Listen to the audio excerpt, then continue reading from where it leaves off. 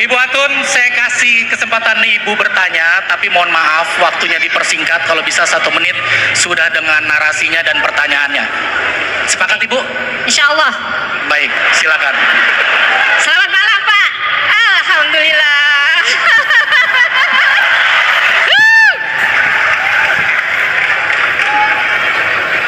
Assalamualaikum warahmatullahi wabarakatuh. Kenalkan, saya Jumiatun. Sebelum saya memulai di kesempatan ini, saya mohon maaf sama suami saya karena tadi saya mau kesini nggak diizinkan, dan perjuangan sekali untuk bisa masuk ke lokasi ini. Tadi dicegat sama Pak Polisi, terus saya punya akal seperti ini. Saat berangkat saya ngomong saya harus bisa ketemu sama ngomong sama Pak Anies, desak Pak Anies.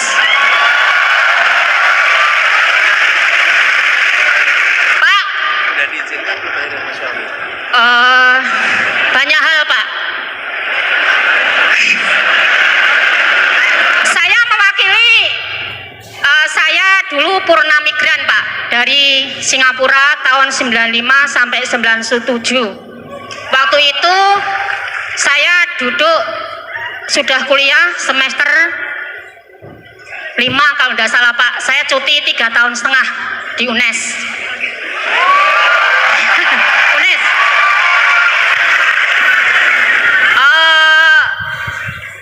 Waktu kami kembali, yang teringat waktu saya jadi budak di negeri Singapura tuh saya jadi pembantu rumah tangga Pak. Selalu bos saya mengatakan negara saya besar, kaya raya tapi bodoh. Karena kekayaannya besar, kita pengekspor tenaga kerja, dan kebanyakan sampai sekarang pun tenaga kerja yang kita ekspor itu pembantu rumah tangga Pak, yang pendidikannya mungkin masih di bawah.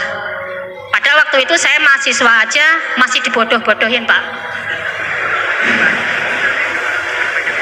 Sampai saat ini pun saya sering komunikasi dengan teman-teman SBMI, Syarikat Buruh Migran.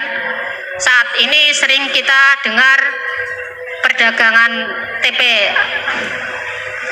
perdagangan manusia itu ya Pak ya. Banyak kawan-kawan kami dari migran itu sepertinya kurang sekali perlindungannya Pak. Kayaknya di Jawa Tengah pun belum ada perda perlindungan migran Pak. Jawa Barat sudah ada kayaknya. Jawa Tengah dalam proses-proses sampai sekarang pun belum.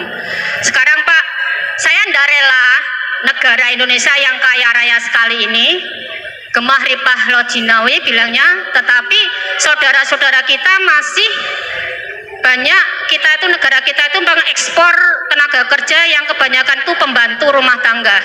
Apa program ke depan bila Bapak nanti jadi presiden untuk menahan atau membuat program agar rakyat kita itu bisa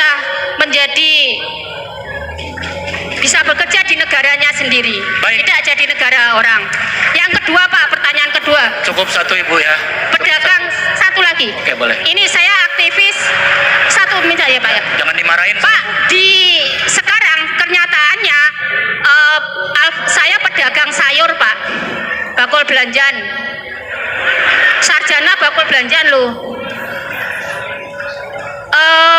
Pak, pasar tradisional sekarang sangat sepi Pak, banyak menjerit kayaknya. Kita kalah dengan teknologi sekarang yang mungkin adanya TikTok, adanya apa itu ya, teknologi yang perdagangannya gampang sekali tergini. Pasar tradisional tuh terjepit kalau saya bilang, banyak ngeluh sepi. Terus apalagi sejak 2013 saya dulu gembor-gembor Pak masalah Alfamart, Indomaret.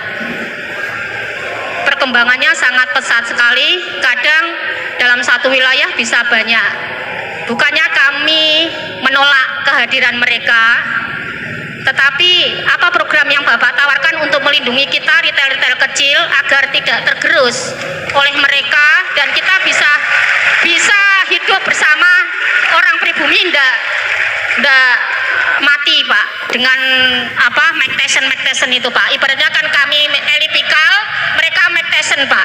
Oke. Itu aja. Siap Bu, terima Oke, kasih Bu. terima kasih. Silakan Pak Anies. Oke, terima kasih. Makasih Bu Jumiatun. Jadi pertama terkait dengan pekerja migran Indonesia. Saat ini kita mengetahui bahwa yang disebut sebagai pasar tenaga kerja itu bukan hanya domestik tapi juga global. Itu adalah pasar tenaga kerja. Nah, kita ingin agar di pasar tenaga kerja yang global itu warga Indonesia bisa berpartisipasi, ya domestik, ya global. Tapi berpartisipasi karena apa? Karena memiliki kompetensi, memiliki skill, sehingga ketika mereka aktif menjadi tenaga kerja dimanapun, mereka mendapatkan kehidupan yang layak, mendapatkan perlindungan, dan mereka bisa bekerja sebagaimana pekerja-pekerja profesional lainnya. Jadi kita melihat pasar tenaga kerja global itu sebagai sesuatu yang positif. Bayangkan di banyak negara dibutuhkan caregiver. Apa caregiver itu ya kalau bahasa orang yang merawat orang tua, tapi bukan perawat, tapi pemberi pendamping. Dan itu sebuah profesi yang sekarang di banyak negara maju dibutuhkan. Punya skillnya, ada trainingnya. Nah, kita punya potensi. Belum nanti juru rawat dan lain-lain. Termasuk juga yang tadi disebut sebagai pekerja rumah tangga, PRT. Nah, kita melihat perlu ada satu ya, Bu Jumiatun, perlindungan dari A sampai Z, dari pra berangkat sampai pulang. Itu harus ada perlindungan. Yang kedua, harus ada pembekalan yang tepat sehingga ketika mereka bekerja keluar, mereka memiliki kompetensi dan bisa mendapatkan pekerjaan yang sesuai. Nah, bagaimana mengerjakannya? Ini Bu Jametun yang saya ingin lakukan koreksi atas yang ada sekarang. Apa itu? Jangan negara mengerjakan sendirian. Negara harus mengajak aktivis-aktivis yang selama ini mengurusi persoalan pekerja migran untuk mereka memberitahu apa yang dibutuhkan dari negara dan apa yang harus dilakukan oleh negara sehingga seluruh yang dibutuhkan pekerja migran akan bisa terpenuhi. Jadi balik, butuhnya apa? Negara mengerjakan. Jadi Bu Jumiatun, saya pernah datang ke desa pekerja migran di Wonosobo yang banyak sekali mengirimkan tenaga kerja. Lalu saya ketemu dengan mereka-mereka yang seperti Bu Jumiatun juga sudah pulang dan menceritakan bukan hanya apa yang seharusnya, tapi penderitaan yang dialami, dan itu miris. Dan saya pernah waktu itu ketika saya sedang bersekolah di Amerika menjemput seorang anak dari anak Indonesia yang kebetulan masuk di dalam lingkaran problem tenaga kerja yang ilegal. Waduh, luar biasa penderitaannya. Nah, kami ingin bekerja bersama supaya dapat masukan yang benar, gitu ya, Bu Jumiatun. Lalu regulasinya dibuat sesuai itu. Jangan jadi pemerintah punya kewenangan, sering saya katakan, bukan berarti punya pengetahuan. Yang punya pengetahuan yang mengerti. Lalu UMKM, ini yang kecil ini, prinsipnya yang kami pegang adalah bagaimana yang kecil itu tumbuh. Yang besar tidak dimusuhi, tapi tumbuh. Nah, apa yang perlu dilakukan? Satu, akses permodalan. Yang kedua, regulasi. Bagaimanapun juga pasar itu harus diregulasi. Kalau tidak ada regulasinya, maka istilahnya Mbak Jumiatun tadi, Mike Tyson lawan Elias Pikal. Jadi kelasnya kelas berat lawan kelas ringan. Nah, yang kelas ringan pasti akan tumbang, dan di situ harus ada pengaturan pasar supaya berbagi pasar. Yang kecil bisa berkembang, yang besar biar berkembang di kawasan yang besar pula tanpa menggerus yang kecil. Itu harus ada komitmen dari negara. Akses keuangan, akses permodalan, pengelolaan pasarnya, kemudian yang tidak kalah penting Bapak sekalian sebenarnya adalah pendampingan untuk manajemen. Karena bagaimanapun juga sekarang rakyat kita menginginkan agar produk-produk yang diambil, yang didapat itu memiliki kualitas yang baik. Gitu ya, Bu Jumiatun. Oke, terima kasih Pak Anies dan terima kasih Bu Jumiatun. Tepuk tangan buat Ibu. Bu Jumiatun, nanti salam buat suami ya.